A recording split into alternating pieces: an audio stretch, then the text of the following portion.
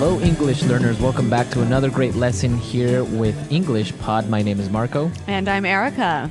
And today we're bringing you an upper intermediate lesson. A special lesson about the new president. Right. It's been a hot topic in the U.S. The new president-elect, President Obama. Yes. So today we're bringing you something that you might see at his inaugural address. That's true. So, Marco, can you explain this word inaugural address?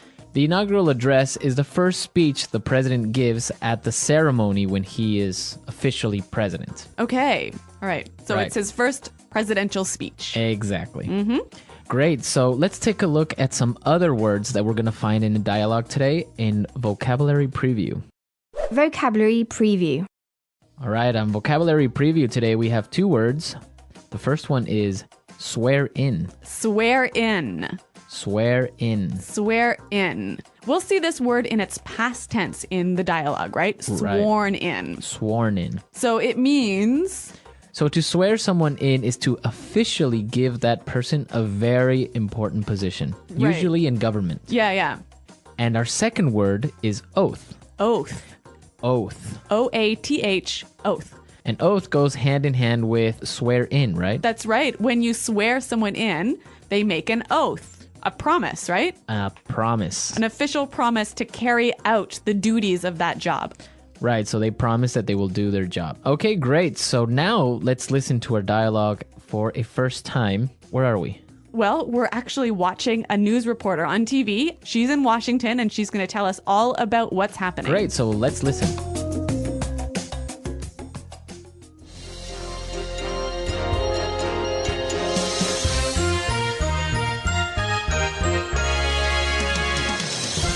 This is Madeline Wright for BCC News reporting live from Washington, D.C., where very shortly the new president will deliver his inaugural address. Just moments ago, the president was sworn into office. Following the United States Constitution, the president swore an oath to faithfully execute the office of the presidency. And what exactly is going on now, Madeline? Well, Tom, true to American tradition, the band has just played Hail to the Chief, and the president has been honored with a 21-gun salute.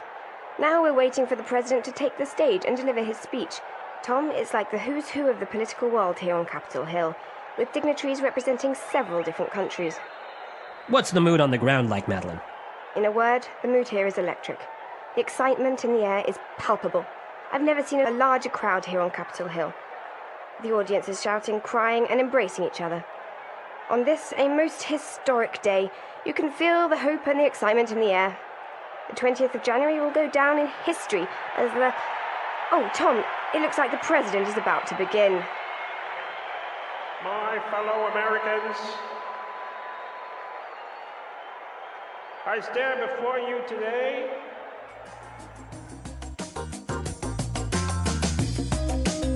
Okay, some technical problems at the inaugural address. Yeah, I certainly hope this doesn't happen. Well, if it does, you heard it first at English Pod. Predictors of the future here. Okay, let's take a look at language takeaway. Language Takeaway. On language takeaway today, we're bringing you four words. The first word is deliver. Deliver. Deliver. Like deliver a pizza. No. Let's listen. We've got 3 examples that will show the meaning of this word. Example 1. Who's going to deliver the welcome speech? Example 2. I've been asked to deliver a presentation on the findings of our research project. Example 3. Dr. Rosen is delivering a lecture on macroeconomics. Okay, so deliver a speech. Say a speech. To say a speech. Yeah, So you wouldn't say a speech, you would say deliver a speech. exactly. Okay. Okay, our second word for language takeaway, the who's who. The who's who. The who's who. So this is a funny expression, hey? It's kind of weird. The who's who is the important people in a particular field, right? Right. So, for example, there was a party last night and the who's who of the film industry was there. Whoa, so all the important stars And directors yeah. and all that stuff. Okay. You could also say the funeral was like a who's who of the political world. Okay, so all the important political figures were at this funeral. Exactly. Let's move to our third word. Dignitaries. Dignitaries. Dignitaries. Dignitaries. Okay, we have some great examples so you can understand what this word means. So let's listen. Example 1. Several important dignitaries were present at the opening ceremony, including the President of Brazil, the King of Spain, and the Pope. Example 2. There are going to be a lot of foreign dignitaries at the dinner. So basically, we can understand that dignitaries are really important people, right? Right. Important political or religious figures. I see. All right. Now our last word for language takeaway, palpable. Palpable. Palpable. Palpable. When something is palpable, it's so strong you can feel it. Okay, so it's a very strong feeling. You can almost touch it. Yeah, like the excitement was palpable or the fear was palpable. Okay, interesting word, palpable. Let's listen to our dialogue again, and now let's try and listen to all these words we just talked about.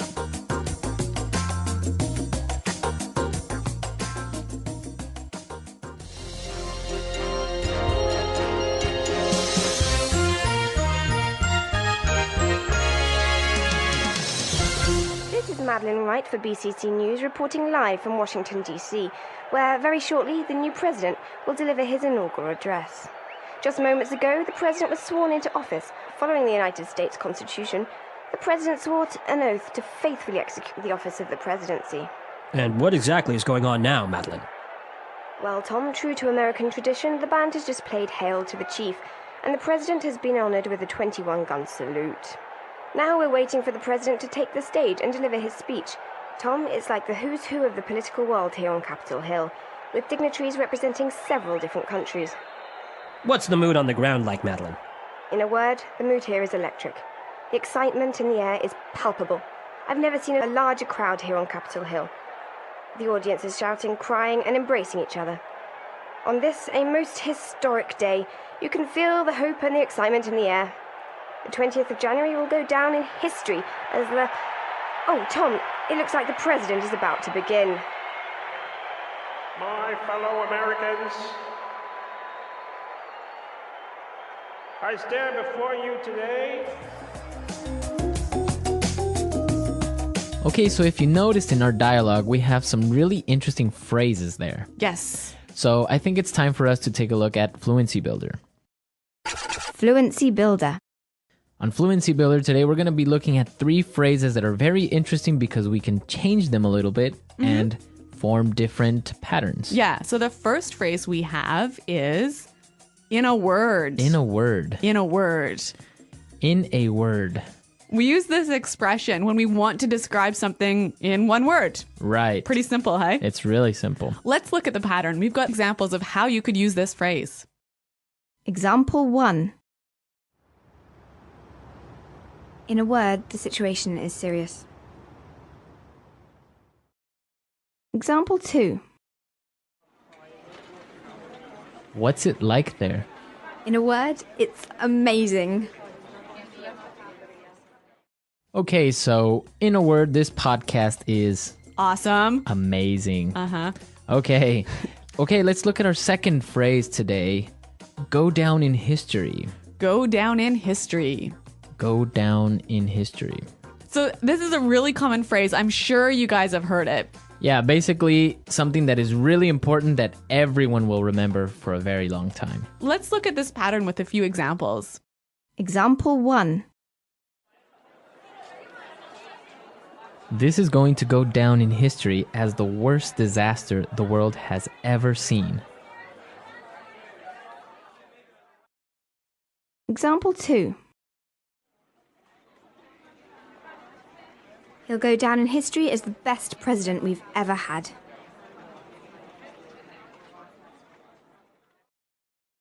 Example 3. This day will go down in history. Okay, so as you can see, the pattern is we're using a superlative. That's right. The most, the best. The biggest. The worst. The worst, right? Uh-huh.